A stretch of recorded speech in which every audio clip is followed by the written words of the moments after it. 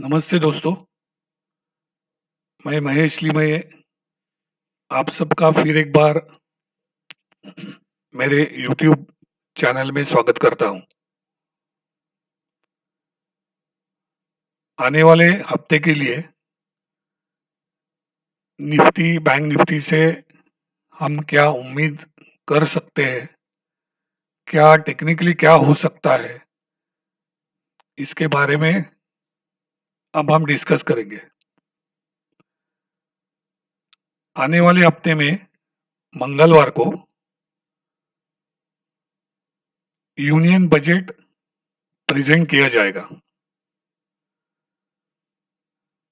हर साल union budget के वक्त आइदर मतलब उस दिन या फिर दूसरे दिन से मार्केट एक डिसाइसिव डायरेक्शन लेता है। जाहिर है कि बजट में जो भी कुछ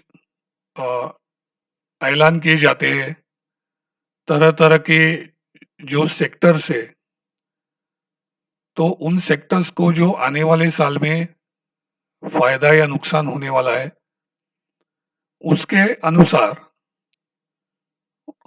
वो सेक्टर्स परफॉर्म करते नजर आते हैं। इस साल बजट से पहले तक मतलब अभी हमारे पास सिर्फ मंडे का एक दिन है जो बजट के पहले वाला दिन, लेकिन कल तक फॉरेन इंस्टीट्यूशनल इन्वेस्टर्स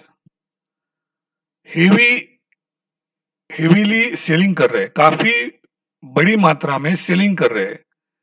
और वो सिर्फ कैश में नहीं कर रहे, वो डेरिवेटिव्स में भी मतलब स्टॉक फ्यूचर, इंडेक्स फ्यूचर, इसमें भी काफी मात्रा में सेल कर रहे हैं।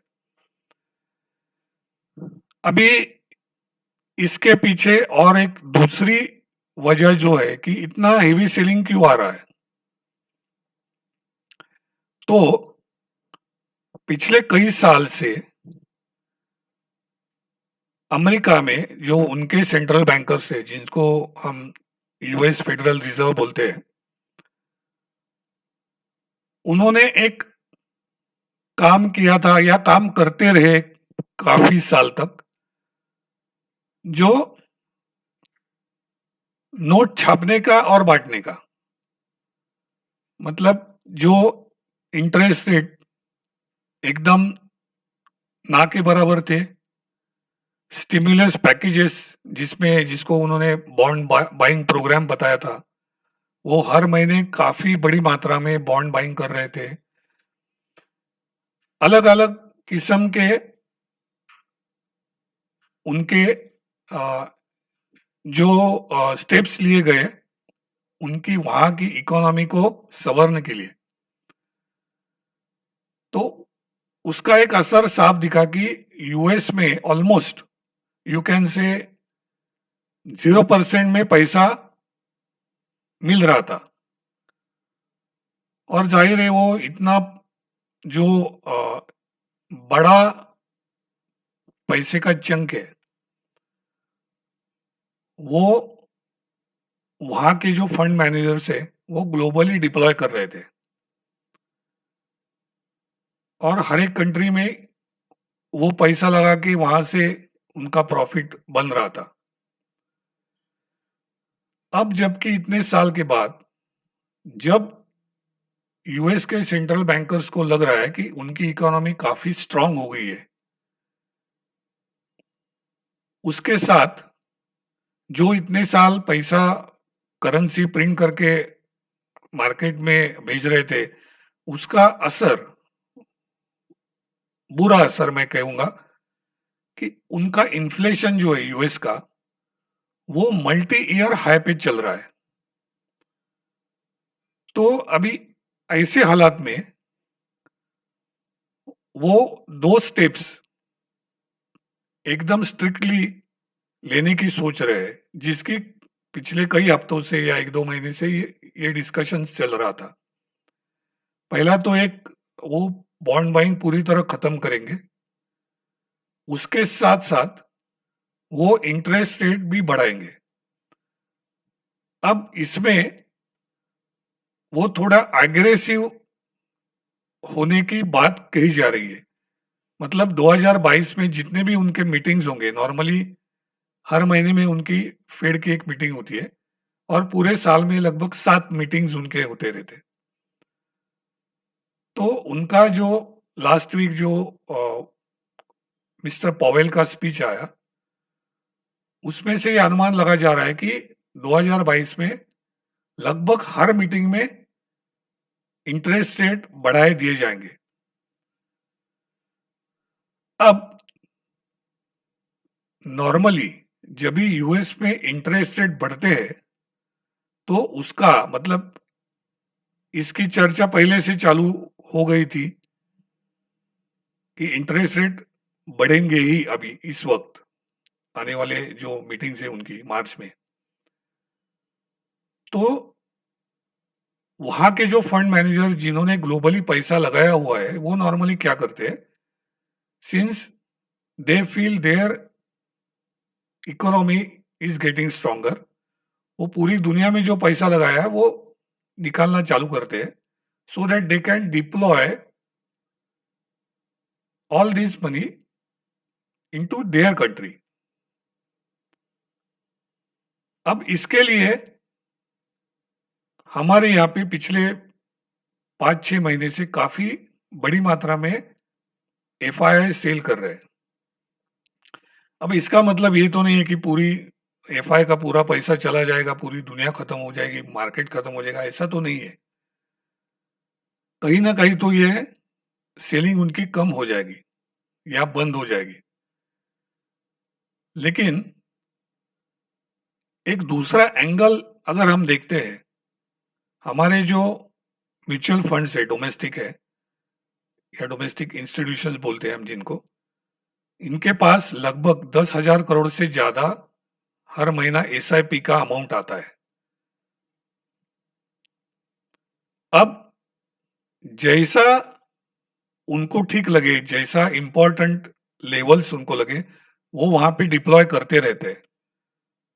और आप देखेंगे, अगर आपके पास कंपैरिजन के लिए फिगर्स है तो आपको ये समझ में आएगा कि कोविड के टाइम उन्होंने जितना माल बेचा था एफआईआईज ने, लगभग उतना या उससे ज्यादा माल पिछले 4 महीनों में उन्होंने बेचा है। लेकिन net impact on Nifty is not more than -3, -3.5% all together. तो इसका मतलब है कहीं ना कहीं तो डोमेस्टिक इंस्टीट्यूशंस बराबर टाइम पे पैसा लगा रहे। हो सकता है आने वाले हफ्ते में बजट अगर अच्छा कुछ एफआईएस को या बड़े इन्वेस्टर्स को खुश करने में अगर डिसअपॉइंट हो गया, बजट अच्छा नहीं आया, तो हो सकता है हमें आज जिस लेवल पे हम खड़े हैं 17,000 के आसपास, उससे भी नीचे के लेवल आ सकते हैं। तो अब हम ये चार्ट पे देखेंगे कि हमें क्या देखना है अगले हफ्ते के लिए, कौन से लेवल्स इंपॉर्टेंट है। उसके पहले मैं ये आपको बता दूं, लास्ट वीक जो मैंने बोला था कि जैसे ही 17,350 के नीचे हम लोग ट्रेड करना चालू करेंगे, वो एक खराब माहौल हो सकता है। उसी प्रकार हुआ, जैसे ही हम लोग 17,350 के नीचे फिसल गए, लगभग 500 550 पॉइंट का नीचे का एक स्विंग हमको मिला। उसके पहले वाले हफ्ते में भी मैंने बोला था, जैसे कि हम बात कर रहे थे 17,950 की, जैसे ही 17,950 के नीचे हम लोग बंद किए, उसके बाद उस वक्त भी लास्ट वीक भी हमको लगभग 500 पॉइंट की नीचे का स्विंग मिला। अब आने वाले हफ्ते में हमें क्या देखना है, अब 2-3 इंपॉर्टेंट लेवल्स या क्लस्टर्स है जिसके बारे में मैं आपको बताना चाहता हूं। ये फर्स्ट टाइम मैंने यहाँ पे 2 एवरेजेस लगाए। नॉर्मली ये इंस्टीट्यूशंस के लिए काफी इंपॉर्टेंट रहते हैं। तो एक ग्रीन कलर का जो है वो है सिंपल मूविंग एवरेज और व्हाइट कलर का है वो एक्सपोनेंशियल मूविंग एवरेज। ये दोनों 200 दिन के एवरेजेस है, मतलब 200 SMA एंड 200 EMA। ये लगभग दोनों आसपास ही है, मतलब सिंपल मूविंग एवरेज का अगर आज की तारीख में वैल्यू देखते हैं तो इट इज कमिंग अराउंड 16638 और एक्सपोनेंशियल का देखते हैं तो इट इज कमिंग अराउंड 16604 या 5, मतलब लगभग 30-40 पॉइंट के दायरे में दोनों एवरेजेस बैठे हुए हैं। अब हमें दो या तीन क्लस्टर्स आने वाले हफ्ते के लिए इंपॉर्टेंट है। पहला तो जो रिसेंट एक स्विंग लो लगाया था 16836, तो मैं राउंड फिगर 16800 यहाँ पे टाइप कर देता हूं।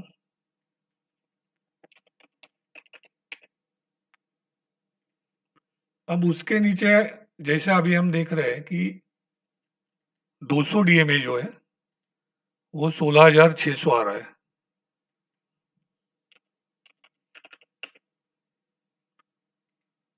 और उसके नीचे जो हमने दिसंबर में एक पैनिक लो लगाया था 16410 का, मतलब 16400,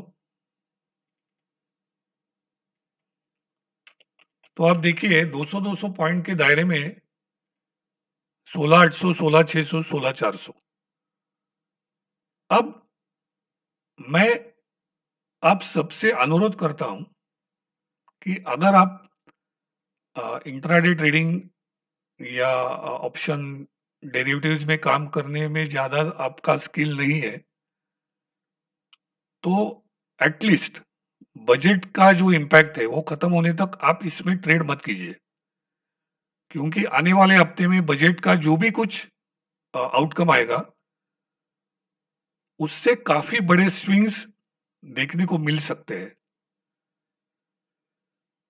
मतलब निफ्टी में हमें आराम से 800 से 1000 पॉइंट, और लगभग उसी हिसाब से बैंक निफ्टी में हमें 225 से 2500 पॉइंट का दायरा देखने को मिल सकता है।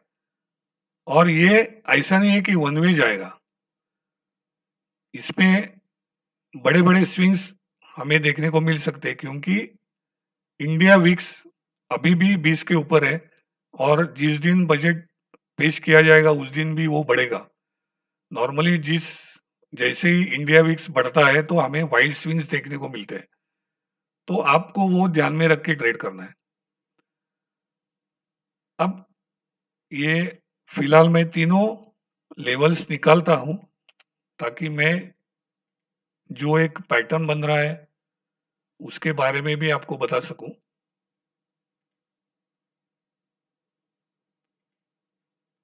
अब इसमें मुझे जो दिख रहा है वो एक तरह का डाउनवर्ड फ्लैग फॉर्मेशन बन रहा है।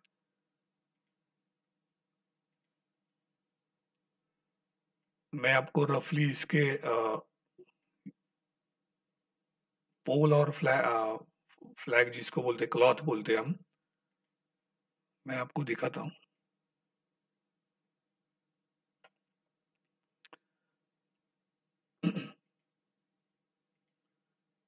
अब ये 18,350 से लेके 16,800 तक, ये हमारा, अगर ये ब्रेकडाउन होता है प्रॉपरली तो वो हमारा पोल बनेगा।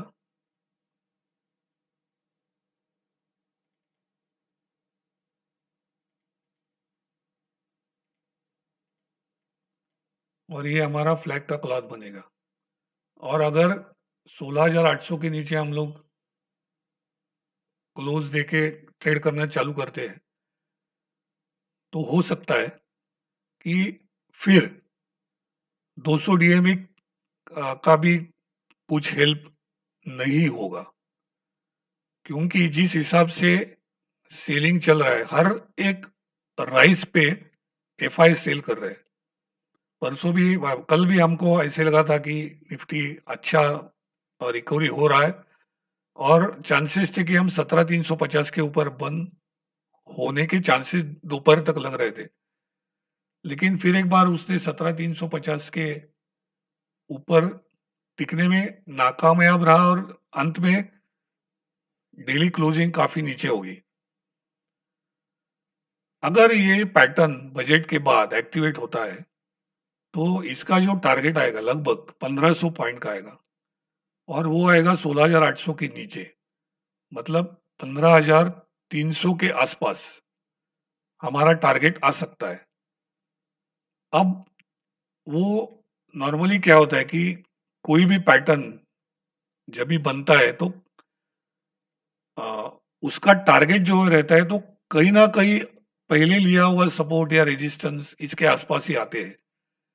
अब ये 15 अगर फिलहाल तो ये इफ्स एंड बट्स का ही काम है, क्योंकि जब तक बजट प्रेजेंट नहीं होता है हम उसके बारे में अ, जो चार्ट पे नहीं दिखता है तब तक हम सिर्फ प्रिडिक्शन ही कर सकते हैं, क्योंकि बजट क्या आएगा ये किसी को नहीं पता है और बजट के कारण वाइल्ड स्विंग्स आते हैं ये तो पता है, लेकिन हमको वो तैयार रहने के लिए हाथ में कुछ ना कुछ तो प्रेडिक्शन चाहिए। अब 15,300 अगर आता है तो वो क्या है मैं दिखाता हूं आपको।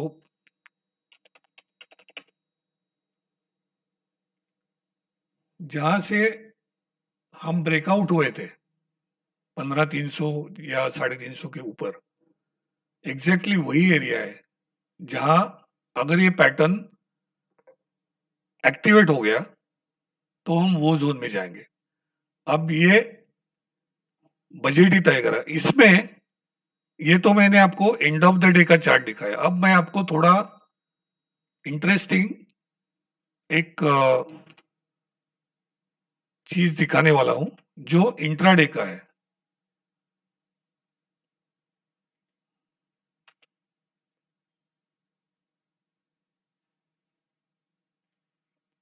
मैं अभी यहाँ पे 60 मिनट चार्ट लगा रहा हूं, मतलब 1 आवर।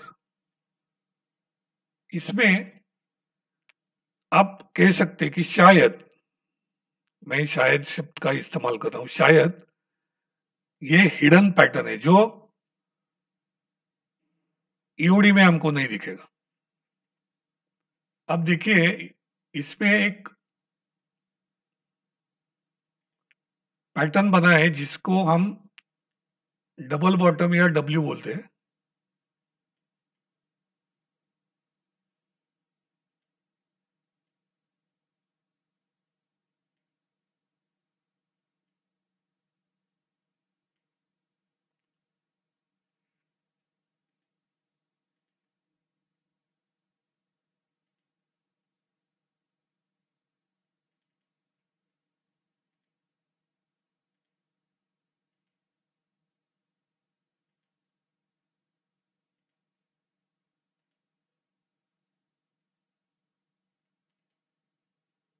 मैं इसको व्हाइट कलर कर देता हूं ताकि थोड़ा स्टैंड आउट हो जाएगा।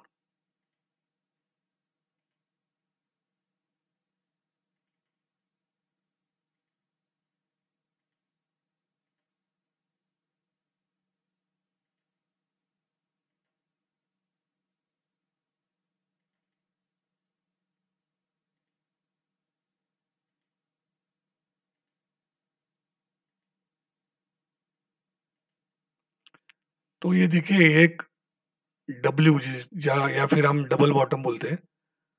अगर ये इसी प्रकार से चल रहा है और आगे भी चलेगा बजट के बाद भी, तो पहला लक्ष्य हमारा आएगा 17,700 के आसपास। वो क्रॉस करने के बाद हमारा दूसरा लक्ष्य आएगा 18,350, जो हम जहां से हम हाई लगा के नीचे आए। अब इसके लिए जो 16,836 का 16,836 का जो लो बना था, तो हमने उसको ईओडी में देखा, एंड ऑफ द डे के चार्ट में देखा तो 16,800 हमने सेफली उसको एक स्टॉप लॉस पकड़ा। तो ये 16,800 का स्टॉप लॉस पकड़ के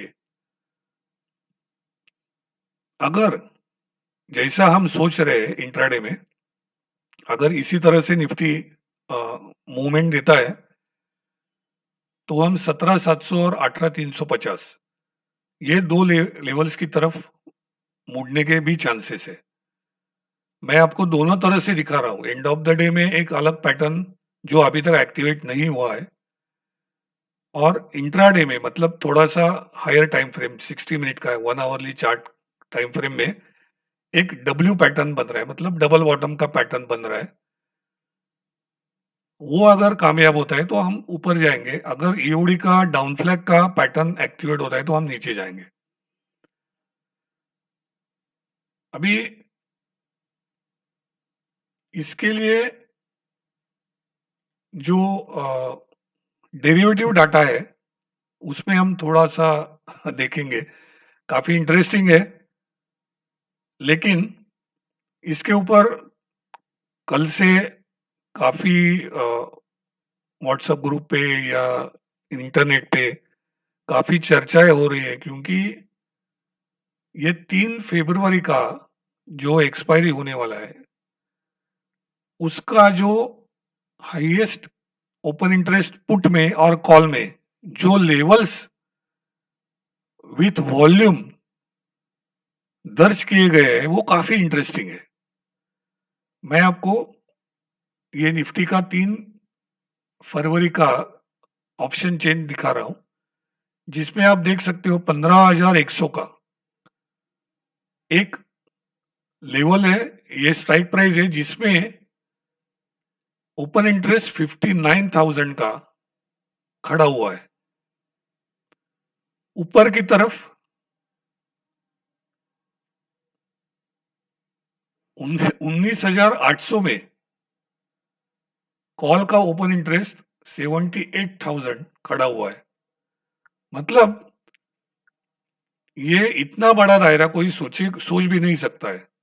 मुझे ऐसा लगता है कि शायद आ, कोई इसमें एक सिंथेटिक स्ट्रैटेजी बना के खेल रहा होगा, जो एक आइडियल या बजट ध्यान में रख के किए गए जो राइटिंग है ऑप्शंस, तो एक लॉजिकल लेवल हम सोच सकते हैं। जैसे कि अब देखिए पुट में यहाँ पे 16,500 में 45,000 है, फिर उसके 16,600 में 25,000 है, 16,700 में 34,000 है, 16,800 में 26,000 है।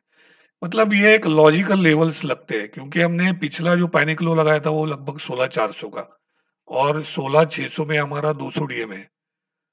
तो शायद उसको डिफेंड करने के लिए इस प्रकार से ऑप्शन राइटिंग यहाँ पे की गई होगी। और ऊपर की तरफ जो जैसा अभी हम 17,000 के आसपास है, तो लॉजिकल जो एक कॉल राइटिंग जो होना चाहिए उसी प्रकार से दिख रहा है। 16,300 के बाद 16,500 में 50,000, फिर एक अच्छा राइटिंग हमें देखने को मिल रहा है 18,000 में 77,000 प्लस,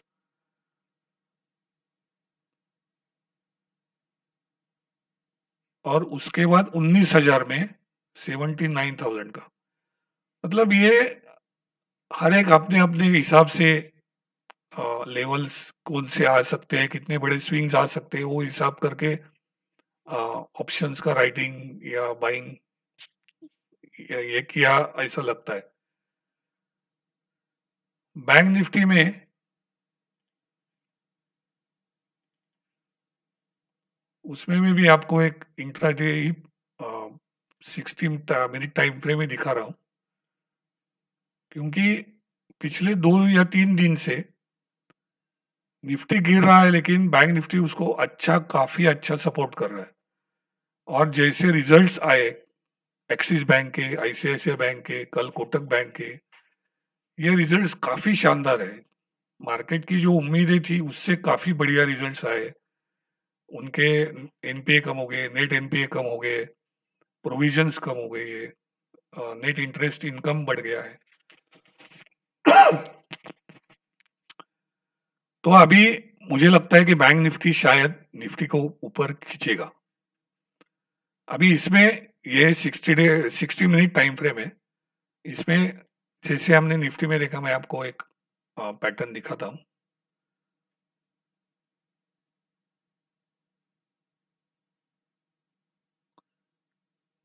ये यहाँ पे इन्वर्टेड हेड एंड शोल्डर का एक फॉर्मेशन आवरली टाइम फ्रेम में बन गया है। अब जो नेकलाइन हम देखते हैं नॉर्मली, मैं आपको इंटरेस्टिंग एक लास्ट क्लोजिंग भी दिखाता हूँ।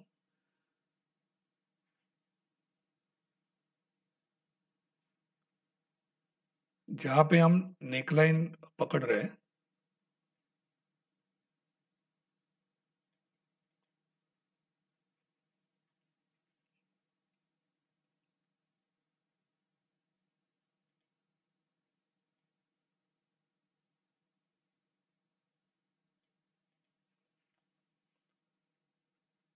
तो ये लगभग इस पैटर्न के हिसाब से, अगर ये पैटर्न सही है और इसी दिशा में बैंक निफ्टी आगे जाने वाला है, तो आप देखिए इसका जो टारगेट आता है लगभग 36,375 जिसका लो है, और 37,667 ये नेकलाइन हम पकड़ रहे हैं।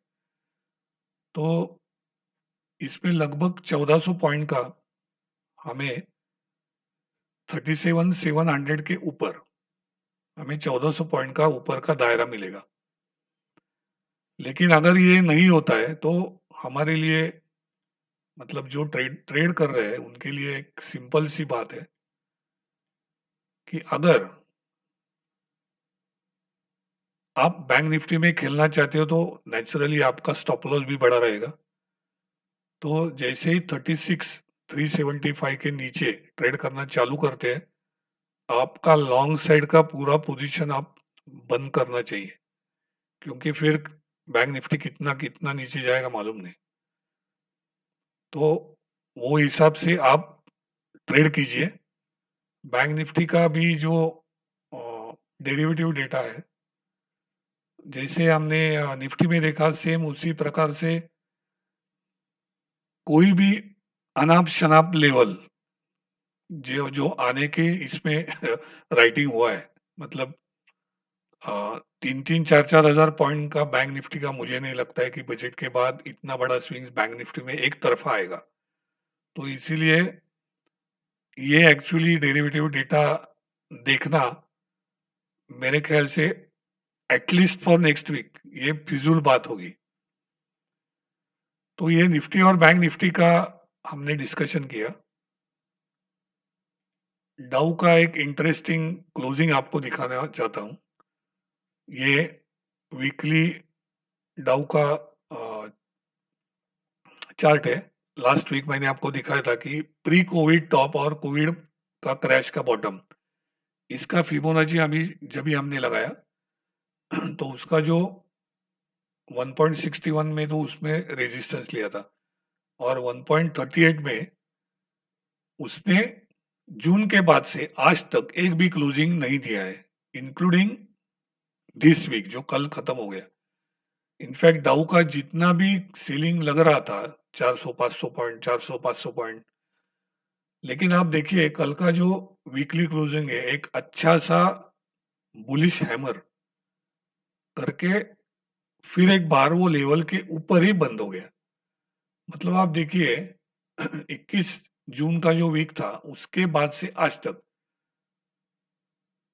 इतने महीनों में एक भी वीकली क्लोजिंग ये लेवल के नीचे नहीं हुआ है, और इमीडिएटली उसके नीचे 33,300 ये एक उनका एक लेवल बन चुका है, जिसने कई बार पिछले 6-8 महीने में अच्छा सपोर्ट लिया है। इनफैक्ट ये हफ्ते में भी देखिए, अगर ये हैमर का लो आप देखते हैं तो वो भी 33,149 ही है। तो लगभग उसी जोन में अच्छा सपोर्ट लेके ऊपर क्लोज दिया है। क्रूड का बात करेंगे,